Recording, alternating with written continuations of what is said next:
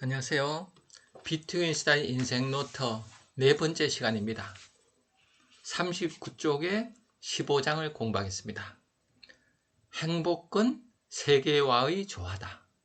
행복은 세계하고 조화롭게 사는 거래요. 행복하게 살기 위해서는 나는 세계와 조화로운 관계에 있어야만 한다. 이것이 바로 행복하다는 말의 의미이다. 나는 이때 나를 좋아하는 것처럼 보이는 외부의 의지와 조화로운 상태에 있다. 즉 나는 신의 의지를 행하고 있다. 언뜻 생각하면 행복은 어때요? 세계의 불화라고도 볼 수 있다는 생각이 들지 않아요? 그죠? 세계의 불화. 아니 세상이 엉터리인데 잘 조화롭게 사는 게 행복이냐? 이렇게 생각할 수 있죠. 그러나 우리가 또 이렇게 생각해 보세요. 행복, 공자님이 얘기한 거 있죠. 군자는 화의부동하고 소위는 동의불하라. 그죠? 군자는 잘 어울려요, 사람들하고. 근데 똑같이 되지 않고 잘 어울리고, 소인배는 잘 못 어울리면서 똑같아지는 거예요. 그래서 사람들이 이렇게 서로 존중하고 개성을 존중하는 그런 모임에 가면 멋있죠, 그죠? 저는 문학 모임에 가면 그런 걸 느꼈어요. 문학 모임에 가면은 그분들이 어때요? 다양한 개성을 살렸죠. 문학하는 분들은. 그러니까 그냥 존중하면서 또 하나가 되는. 이런 가면은 그분들은 글을 쓰면서 어때요? 각자 개성 있게 살죠. 그래야 글을 쓰다 보면은 내 마음 깊이 들어가게 돼요. 깊은 마음에서는 이제 하나가 되는 거예요. 본성이 껴나서. 그러니까 하나가 되면서 각자가 되는 자유로운 개인의 공동체. 그런 모습을 저는 문학하는 분들에서 봤어요. 그래서 우리가 조화를 잘 한다는 게 수준이 높은 거예요. 그죠? 물론 그 수준 낮은 사람하고 잘 어울리면은 대단하든지 뭐 잘못된지 그렇겠지만은 왜 이런가 하면 이제 우리가 수영을 한번 생각해 봐요. 물에서 헤엄칠 때 어때요? 물에 헤엄칠 때 물에 들어가서 어때요? 내가 어떻게 해야 돼요? 물의 법칙에 맞춰야지 내가 자유롭죠. 물이란 게 법칙이 있잖아요. 그죠? 그 물이란 게 아래로 흐르고 또 사람을 띄우고 뭐 이런 그 물의 법칙에 내가 완전히 복종할 때 물과 하나가 되죠. 그럴 때 자유롭게 헤엄칠 수 있잖아요. 그냥 누워도 물에 떠 있잖아요. 그래서 우리가 이 세상 우주도 그렇죠. 천지자연도 어떤 법칙이 있죠. 그거를 그 리란 말 쓰죠. 리, 뭐 도라든가 리, 이치. 서양에서는 로고스 이런 말 하잖아요. 우주의 원리 이치가 있어요. 이 이치가 있듯이 그 이치는 또 사람에게서도 이치가 나타나죠. 그죠? 도덕경 하면 도는 어때요? 우주의 원리를 얘기하고 덕이란 거는 원리에 맞는 삶을 덕이라 그래요. 덕 있는 사람 그러면 우주의 원리에 맞는 거예요. 우주의 원리는 어때요? 높은 건 낮아지죠. 낮은 건 높아가요. 그러면 내가 사회에서 높으면 스스로 낮춰야 되죠. 있는 걸 자꾸 나눠주고 낮아져야 돼요. 그게 도죠. 그럴 때 그 사람은 덕 있는 사람이 되는 거예요. 그래서 우리가 그 우주의 원리에 맞는 삶. 그래서 비트윈 수단 이런 말 하는 거죠. 나는 신의 의지를 행하고 있다. 신이란 건 우주의 원리죠. 우주의 원리 그 자체를 내가 행하고 있는 거예요. 그죠? 나뭇잎이, 그죠? 이제 가을이 되고 겨울이 다가오죠. 그러면 다 떨어지잖아요. 바로 나뭇잎 하나도 신의 의지를 행하고 있는 거죠. 그럴 때 나뭇잎은 얼마나 아름다워요.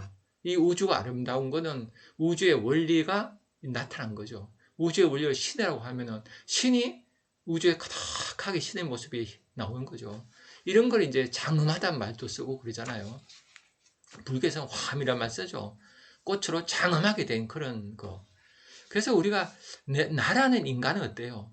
에고는 자아가 있어서 에고는 어때요? 자꾸 내 것만 챙기려고 그래요. 신의 의지를 행하는 게 아니라 내 의지를 행하려고 그래요. 나만의 의지. 그러면 이래 불행해져요. 우주라는 거는 그다한 어떤 그죠 그 에너지 장으로 이렇게 이루는데 내 혼자 내 이익을 위하려면 이건 암세포죠. 나만 막 크려는 남세가 안 하는 거. 그러니까 그런 게 이제 이기주의. 현대인들이 이거에 이제 빠지기 쉽죠. 나만 잘 살면 될 것 같은. 근데 그렇지 않아요. 나만 잘 살려고 해서 하면은 반드시 어때요? 그 마음에 이렇게 아픔이 와요. 마음에 병이 오고 또 나만 잘 살아가면 사람들 그때요. 그냥 두지 않죠. 이렇게 해서 이기주의가 이제 그죠. 사람들한테 따당하고 그러잖아요. 그래서 우리가 행복하기 위해서는 어때야 돼요? 행복은 세계와의 조화예요. 세계라는 거는 인간이 만든 거를 세계라 그래요. 우리가 세계지도 그러잖아요. 인간이 만든 세계 그 지도. 그 세계라는 거는 근데 이건 또 인간이 만든 세계, 언어로 만들어진 세계죠. 이 언어로 만들어진 이 세계가 언어로 만들어져서 우리가 눈에 보이죠. 그러나 이 우주에 이치가 있는 거예요. 그죠? 사람 관계도 이치가 있잖아요. 그래서 그 밀당을 하잖아요. 모든 인간 관계는 밀당을 하죠. 이렇게 눈치 보고 푹 들어가지 않잖아요. 훅 들어가면은 안 되죠. 그래서 낯선 사람끼리 만났을 때 어때요? 바로 본론 얘기 안 하고 날씨가 좋네요. 막 이런 얘기 하죠. 그래서 밀당을 하는 거예요. 우주도 밀당을 하죠. 그죠? 가을이 오기 전에 그죠? 그 양의 기운이 음의 기운하고 부딪히면서 밀고 당기고 하면서 가을이 얼뜻 말듯 하다가 오고 이렇게 이 우주란 건 아주 조심스럽게 가죠. 그래서 사람도 모든 인간관계는 조심스럽게 만나야 돼요. 그거를 유교에서는 경이란 말 쓰죠. 항상 경건하게. 경건한 이 마음을 가지고 이제 성실하게 살아가야 돼요. 그래서 성과 경을 유교의 그 공부로 되게 중시하잖아요. 항상 성실한 거, 그 다음에 공경하는 마음. 이런 마음으로 살아가야 되는 이유가 인간은 자아가 있어서 그래요. 자아가 있어서 자아의 이익을 중심에 놓고 살기가 쉬워요. 그래서 인간은 불행해져요.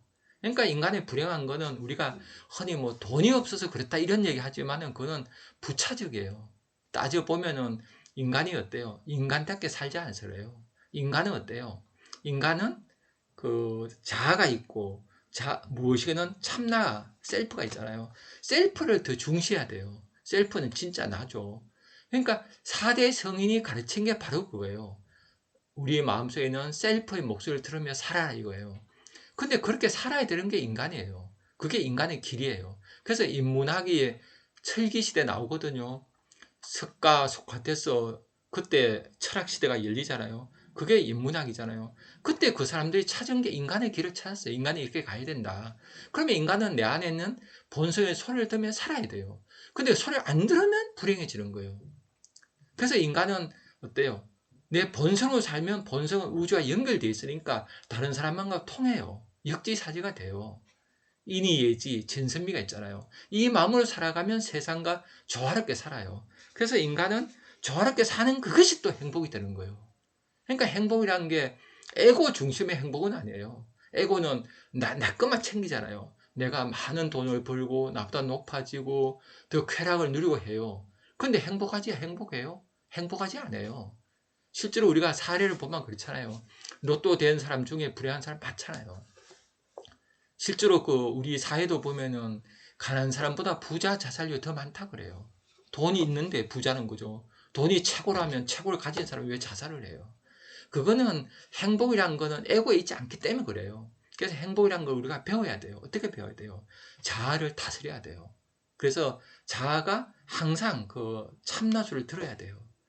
그래서 우리가 마음을 고요한 연습을 해야 되고 요즘 이제 걷기를 많이 하잖아요, 사람들이. 그럴 때 사람들은 어떨까요?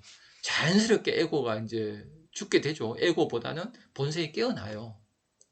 그래서 걷기 예찬 책에서 보면 그게 나오죠. 나는 걸으면서 세계의 살 속으로 들어간다. 참 멋있죠. 나는 걸으면서 세계하고 살 속으로 그 세계가 하나가 되는. 그러니까 인간이 행복할 때 어때요? 에고가 없어지고 에고가 죽고 큰 나, 셀프가 깨어날 때 행복해요. 그래서 큰 나가 깨어날 때 언제 깨어나요? 감동받을 때죠. 에고는 어때요? 계속 내 생각하자. 이성적으로 생각해요. 내 거 그래요. 근데 이래서는 행복이 아니에요. 쾌락은 와요. 뭐 남보다 이겼을 때 쾌감. 사촌이 땅을 사면 배가 아프다. 에고가 아파요. 그죠? 에고가 아픈데 배 아픈 거 느끼지는 거죠. 우리가 신경 쓰면 배가 아픈 거죠. 그래서 신경 쓰는 거 이게 에고는 이제 행복할 수가 없어요. 그래서 행복을 배워야 돼요. 에고를 다스리는 법을 배워야 돼요. 그래서 마음 다스려야 하죠. 그래서 비투에 얘기한 행복은 세계와의 조화다. 참 멋있죠. 이렇게 해서 완전 세계. 그래서 비트겐슈타인 죽을 때도 그냥 편안히 죽을 수 있는 이유도 뭐예요? 자기가 세계의 다양한 원리, 이치, 이런 우주의 흐름, 이거하고 내가 하나가 되기 때문에 내가 죽는 게 우주 신의 의지를 실현하는 게 되죠. 그래서 비트코인의 경지는 어때요? 바로 신의 의지를 바로 실현할 수 있는 에고에 집착하지 않는 그런 마음이죠. 불교로 보면 대선사죠. 집착을 전혀 하지 않는. 기독교로 말하면 그죠. 성령이 충만한 사람이겠죠. 그 다음에 40쪽을 또 보시죠. 행복하지 않다면 철학이 무슨 소용인가? 만일 내가 진심으로 행복하지 않다면 나의 모든 재능이 내게 무슨 소용이란 말인가? 만일 내가 가장 중요한 것을 해결할 수 없다면 철학적 문제를 푸는 것이 내게 무슨 도움이란 말인가? 참 멋있죠, 그죠? 저는 이게 비트코인 투자를 대학 때는 몰랐어요. 알았으면 참 제 인생도 달라졌을 것 같아요. 철학을 바로 전공했을 것 같은데, 대학 때 이렇게 저는 사범대학 사회교육과를 다녔어요. 근데 이제 철학자가 되려는 꿈을 꿨어요. 그 철학 모임을 스터디 그룹을 만들어서 공부를 했는데, 그때 철학은 도무지 제가 이제 매력을 못 느꼈어요. 그 지도 교수님 모시고 철학 공부했으나 뭐 칸트가 어떻고 그죠? 해결이 어떻고 그 쭉 지식이 나열되는 거죠. 근데 내 문제는 그 안에 없어요. 내 삶의 문제는. 그러니까 행복하지 않다면 철학이 무슨 소용인가? 해결의 그 변정법을 배웠을 때 내 삶이 행복한데 그 철학이 왜 소용해요? 이렇게 해서 그게 아주 아카데믹한 그런 철학을, 그래서 그런 철학을 그래도 대학원 가야 된다 생각했죠. 그래서 나중에 돈 모아서 가려고 생각하다가 나중에 이제 생각이 바뀌게 됐어요. 바뀌게 된 거는 현실을 보면서 그래 됐거든요. 그래서 정교조하고 그렇게 시민단체 활동하면서 이 사람이 사는 그 자체, 이 삶에서 모든 게 나한테 생각했어요. 삶에서. 그 피트겐슈타인 같은 철학자는 완전히 삶이 철학 그 자체죠. 그죠? 그래서 이분은 제자들한테 떠나라 그랬대잖아요. 철학하지 말아라. 왜 철학하지 말라 그랬을까요? 머리에 가득 철학 지식이 있으면 행복하지 않아요. 그죠? 우리가 이게 말이 안 되죠, 사실. 그죠? 우리가 밥을 먹으면 건강해져야 되는데 밥을 너무 많이 먹어가지고 그죠? 비만에 걸리가 똑같아요. 내가 지식이란 게 내가 살아갈 때 필요한 건데 지식 자체가 목적이 돼서 먹는 게 목적이 되면 안 되잖아요. 운동이 목적이 되면 안 되잖아요. 운동은 나의 몸을, 내 행복을 위한 건데 운동에 막 해서 운동 그죠? 중독돼서 병이 나고 그러잖아요. 그래서 이 철학이 바로 그런 거란 생각 들어요. 이제 철학이 정말 달라졌으면 좋겠어요. 그래서 행복하지 않다면 철학이 무슨 소용인가? 그래서 이 철학이 등장할 때 바로 어때요? 소크라테스 공자에서 출발할 때 그건 어때요? 철저하게 삶을 위한 거예요. 삶과 떨어지지 않았잖아요. 근데 그 뒤에 오게 되면 철학이 자꾸 떨어져요. 어떤 막 삶을 얘기하지 않고 뭔가 멀리 있는 얘기를 하고, 그러니까 이게 우리 삶과 떨어지는데 또 그게 철학 같아져요. 그래서 지식을 많이 가진 사람이 또 사회에서 대접받고 많이 배운 사람은 뭐 좋을 거라는 생각을 하고, 저도 옛날에 그런 생각했죠. 많이 배운 사람이 아주 멋있다고 생각했어요. 근데 정교조하고 시민단 활동하면서 그게 깨졌어요. 그래서 저는 그 뒤에 이렇게 살아보다 보면은 못 배운 사람들이 대단한 스타다는 생각 들어요. 한 예로 제가 시장에 이제 이렇게 길을 가다 보면은 할머니들이 그 옥수수를 파세요. 그다가 이제 밤늦게 되면 다 못 팔잖아요. 그러면 그분들이 노래를 부르세요. 오늘 못 파세요. 오늘은 오늘 걱정, 내일은 내일 걱정. 노래 하시면서 다 못 판 그 고통을 이제 어때요? 날려보내죠. 그래서 일어서서 집안 사실 중인 거예요. 이게 바로 왜 니체 철학 아니에요? 망각의 힘. 그래서 니체가 최고로 치는 철학자가 아이잖아요. 아이는 망각 때문에. 그래서 현재를 잡아서 행복해요. 우리 어른들이 불행한 이유는 뭐예요? 지난날 기억 때문에 불행하죠. 그래서 불교의 해탈한 거는 과거에 있는 그 기억으로부터 아래아식 저장된 지식으로부터 벗어난 거잖아요. 그러니까 이거를, 그런데 그 철학을 모르는 분들이 그렇게 사시고 계신다고요. 저는 그래서 수업 가서 이렇게 얘기하면서 그분들이 아는 거 가지고 얘기하다 보면 굉장히 재미있어요. 이미 많은 걸 삶으로 이미 알고 있어요. 철학이란 말을 모르지만은. 근데 언어를 잘 모를 뿐이죠. 그 언어는 또 알아야 되죠. 그러니까 하면은 언어라는 게, 그 언어를 알게 되면 다르게 보게 돼요. 니체가 아이가 최고 인간이라고 얘기했잖아요. 그러면 전에 우리가 아이라는 막연하게 아이는 되게 행복해 라고 얘기를 다들 해요. 그러나 그것이 나의 삶을 보는 안경은 못 돼요. 근데 니체가 아이가 최고 인간이다 라고 했을 때 우리가 니체가 얘기하는 그 아이라는 안경을 쓰고 아이의 눈으로 세상을 보는 거예요. 그럴 때 우리는 전율하게 되죠. 와, 맞구나. 내 안에 아이가 깨어나서 세상에 그죠. 까르페 디엠이다. 이걸 느껴요. 그래서 철학의 언어는 익혀야 돼요. 니체가 얘기하는 그죠. 아이라든가 또 뭐 들레즈가 얘기하는 그죠. 니좀이라든가 접속의 창조 이런 개념을 익혀야 되지만은 그 개념은 떼요. 내 삶과 연결 속에서 그걸 익혀야지. 내 삶은 없고 그 언어만 잔뜩 익히게 될 때 그때 철학이 행복을 오히려 방해하게 되죠.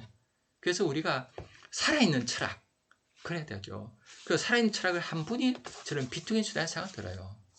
그 다음에 이제 17장을 보면 이런 말 나오죠. 행복한 사람은 두려움이 없다. 행복한 사람은 두려움이 없어야 한다.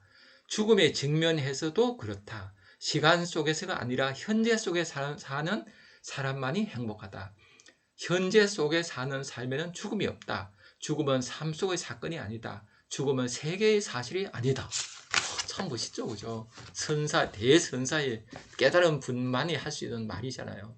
이분이 한 얘기를 우리가 양자 물리학으로 보면 쉽죠. 양자 물리학에서는 어때요? 이 세상은 에너지예요. 에너지는 삶과 죽음이 없어요. 불생 불멸이죠. 불교에서 말하는. 근데 에너지 장인데 우리가 몸은 물질로 보여요. 이거는 아인슈타인이 그랬죠. 파동이 약한 게 물질로 나타난다 그래요. 우리 감각적으로. 그러니까 우리는 실제 우리 모습은 에너지예요. 그 에너지를 확인하는 방법은 저는 요가하거나 명상하면 된다 보거든요. 요가하면서 명상에 들어가서 이렇게 들어가면 내가 에너지 장이라는 게 느껴져요. 떨림이 있는 게.